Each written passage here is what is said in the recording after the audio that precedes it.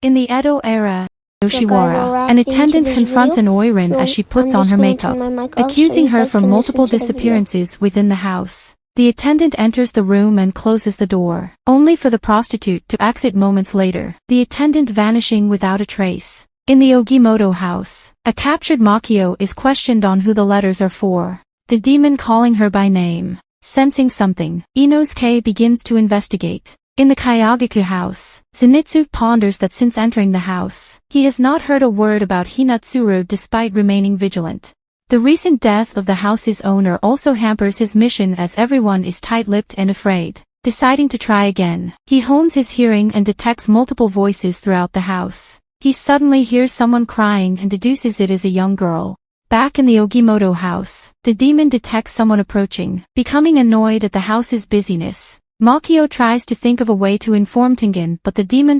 Back in the Ogimoto house, the demon detects someone approaching, becoming annoyed at the house's busyness. Makio tries to think of a way to inform Tengen, but the demon's sashes rapidly twist and constrict her torso tightly. The demon threatens to crush her organs should she make a commotion. Inosuke looks at the quiet room with food left out for Makio, feeling a creepy vibe emanating from it as he thinks of a plan. Suddenly, he mutters, then sitting and thinking without action is not who he is, and he barges into Makio's room. Upon seeing it, he becomes shocked at its destroyed and disheveled appearance, with papers and pillows torn and slash marks throughout the walls.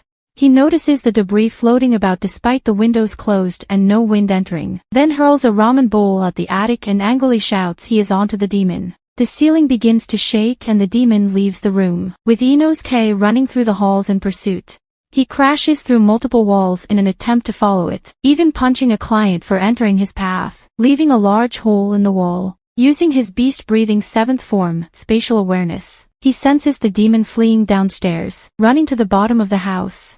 With the kimono hampering his senses, he loses track of it, angrily saying its escape was because of the people in his way. In the Kayagaku house, Zenitsu enters the room he sensed had a young girl crying inside. Shocked by its destroyed appearance, he loudly questions the girl, asking if she had been in a fight. The young girl cries harder, causing Zenitsu to calm down and ask if she is okay. He quietly tells her he is not angry, simply asking if she is in trouble. All of the sudden, he senses a demon behind him. The demon angrily asking what he is doing inside her room. Terrified, he notices she only appeared when she started to speak to him, believing the demon might be an upper rank. The demon, revealed to be Kayagaku house's Oiran Warabihime, is told by two young girls that Zenko only arrived 2 days ago. Warabihime ignores their words, frightening the girls. Zenitsu apologizes for intruding, but Warabihime only mocks him for her ugly appearance and yellow hair. She approaches the young girl assigned to clean the room, then grabs her ear harshly, ignoring her screams of pain. The girl cries and says she will clean up, begging for forgiveness as her ear starts to bleed. Instantly, Zenitsu grabs Warabihime's arm and demands she stop.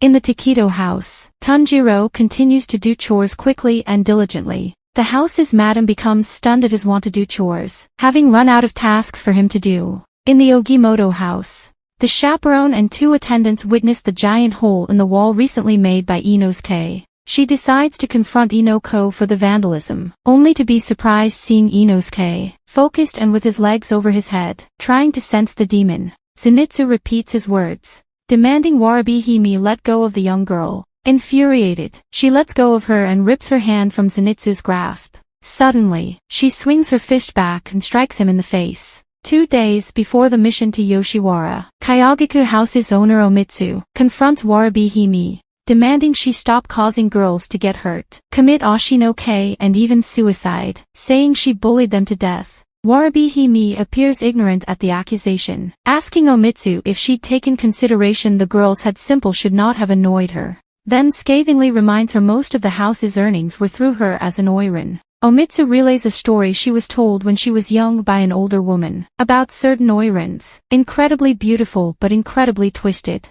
The woman had seen such Oirans when she was young and later when she was middle-aged. The Oirans had Kimi at the end of their name and would cock their heads to the side and glare angrily if something annoyed them. Seeing Warabihime doing just that, Omitsu, armed with a knife, angrily confronts her for what she is, questioning if she is even human. In a flash, Warabihime grabs her in her sashes and takes to the sky. dangling the helpless woman over the ground. She mockingly tells her she should have kept quiet the moment she senses something. While doing so, she reveals her true identity as upper rank 6 Daki. She tells her not to be afraid, as she hates the taste of old, ugly or dirty people, before mercilessly dropping Omitsu to her death below. As people on the street happen upon her corpse, Daki returns to her room, only to see Muzan inside. Addressing him as Master Muzan, she kneels down before him, as Muzan commends her for eating multiple people and gaining more strength. Muzan advises her to remain vigilant as she gets stronger, as any skilled demon slayer can immediately tell demons from humans.